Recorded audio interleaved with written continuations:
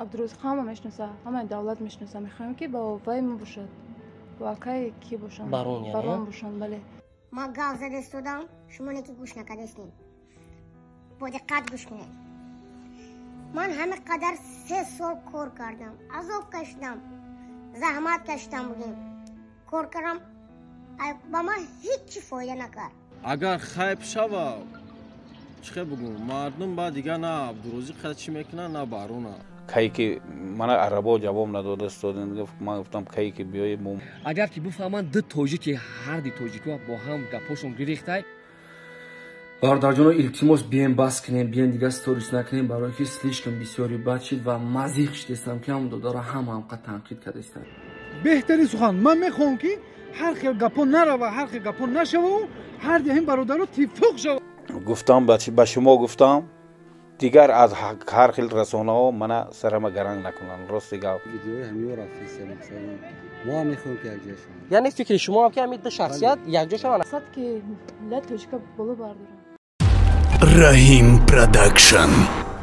سلام عرض میکنم با کل تماشاگران دومی سامانه رحیم پروداکشن و با کل اون افرادی که این لحظه برنامه ما رو تماشا کردن. دوستان عزیز نگفتن امانت باز گپ اوید اکای بارون و اکای عبدالروزق میروه. این لحظه ما حضور داریم در شهری وحدت و اینطوری در انمی باغ فراغتی وحدت. حاج میریم انمو مردم وحدت میپرسیم که این لحظه نسبت اکای بارون و عبدالروزق میرین چی میگن. ما میخوایم که اکای عبدالروزق و بارون هر دوش یک جا شود. دوستان عزیز کسی که طرفدار ما ویدیو را لایک مونه پدیلی سکنه با دوستاشون روی کای با ما باشید. رفتیم دوستان عزیز این لحظه ما در نم پیشی از جان قرار داریم. دوستان عزیز حوزه فکری عقیده را اویدی که حسین بلوگرو که بارون و عبدالروزق یک جا شود.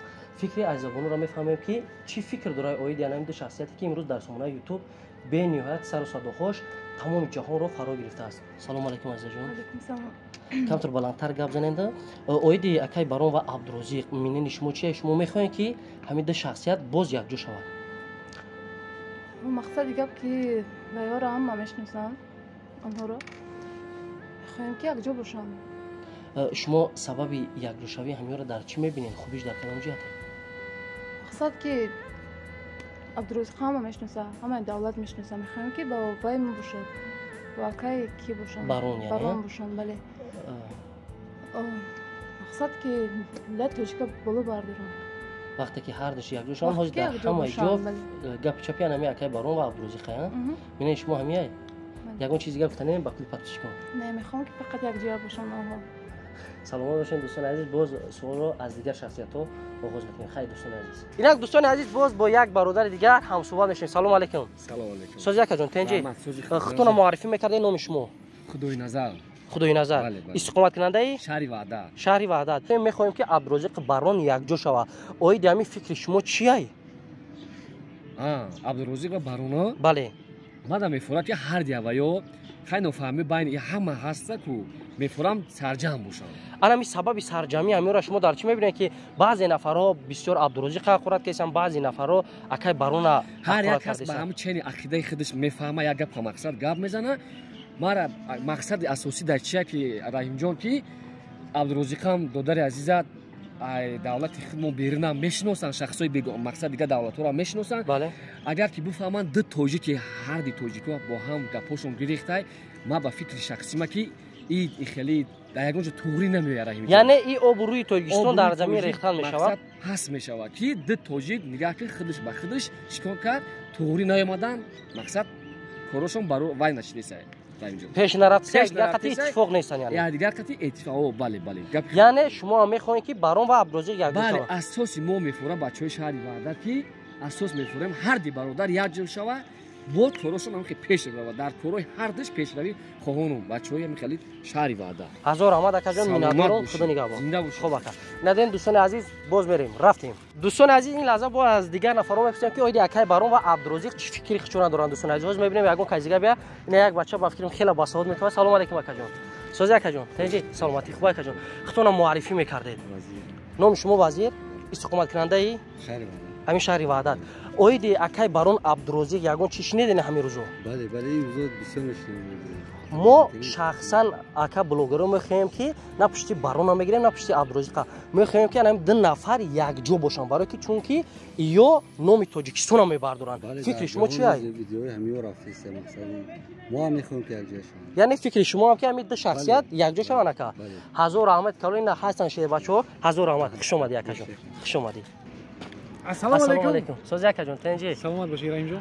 اکا انور جون بسیار شخصیت هم میشناسین تعریف کردن و معرفی کردن این برادر عزیز شرط نیست دوستان عزیز. بله بله. اکا انور جون این لحظه ما مهمان شدیم در وحدت شما.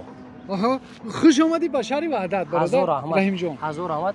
اکا جون انا مو مینن ختونه اوید عبدالرزاق و اکا برام گپ میزدید که ما شخصا بلوگرها تصمیم گرفتیم که میخوایم که الان دو شخصیت بزرگ یک جا شما. فکر شما چیه؟ بهترین سخن کردی.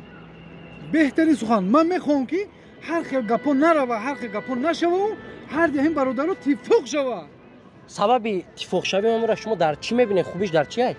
رحیم جون سببش در همین که همو تیفوق شوان تیز که همین یوتیوب با ما برسه ای برادر خیلی خودت میدونی باشه باخر. این هم رنگ بلوگرها ای فرصت استفاده برده زندگی را برای خودش انتخاب کیسه. این حاصل به هر یک شما بود دوستان عزیز حقیقتی حال شخصا ایتات دل میخواین که همین دو شخصیت یک جا شوند. اگه شوخی و بازی میخوام که برادرها یک جا شوند. نمیخوام که جدا شدن. فکر شما همین طرفداری نه بارون نه عبدالرزاق؟ نه یک جا باشن گپ خبر کم شوه. هزار رحمت باقی در پناه الله باشین با دلش میریم. نه دوستان عزیز این لحظه دو نفرش دیگه از میرم و ایام میپرسم که فکری اویدی اکا بارون عبدالرزاق. سلام علیکم اکا جون. سوزی اکا جون. خوبه؟ سلامتی خوبه اکا جون. ممکنه یک دو سوال برای شما بکنم دوستان عزیز؟ شما اکا جون میشین اکا جون؟ ما شهر وحدت. ای شهر وحدت.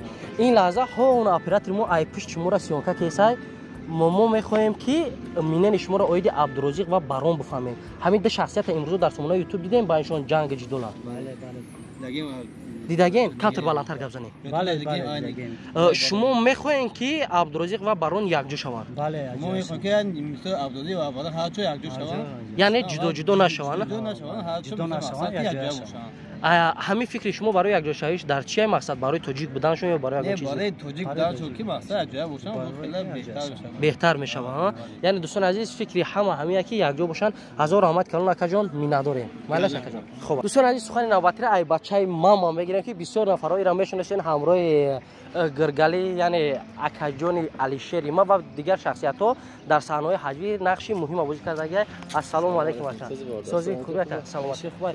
دوستان عزیز یک چیز را ما چوت که میگن که این اسپیشال منم خیلی تیار کردگی بود که برای بسیار در کامنت هم مینویسین که برای برنامه قزیق شدن. اکا جان یک بار دیگه با سلام علیکم. خودتون رو معرفی میکردین بسیار نفرا میشناسن با خوبای. ما صبحانه که با مو تخلصی بچه ما میشناسم. ما خیلی دیگه چی بگم نمیخوام باشه. اکا سبحان جان این لحظه ما در نمی شهر وحدت شما حضور داریم و میخوایم که مینن شما را اویدی اکای بارون و عبدالرزاق بفهمیم و فکرم ای کاری سه روزه شدگی اوگه هستید. конечно اوگه هستم تماشا کردم ماشا. توز رامه درام رگم نویگری باشه تماشا میکنم. یعنی برای شما یک چیزی عجیبی بگم خطا نمیکنیم. مقصد چیزی که بسیار نفرا را ذکر کرده این کاریو.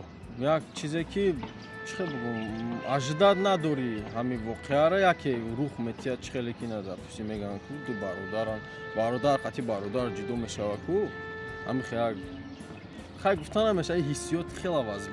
بله اکا جان اگر شما را هم بلوگر بگیم هم حاجی نگار بگیم خطا نمیکنیم چون که سومنای شخصی خطا ندارین. مقصد با سایت خطون کار میکنین. شخصا ما بلوگرها تصمیم گرفتیم که میخوایم که عبدالرزاق و بارون یک جا شوه. همین فکر ما در شما چی میگین اکا جان؟ کنکریت نبگم. کنکریت مقصد چیزی که ای تحت دل. ای تحت دل خاک چی بانه یک جویا شوان. البته نکیم نمیشوان با گفتیم ما. برای چی اکر نکیم نمیشوان؟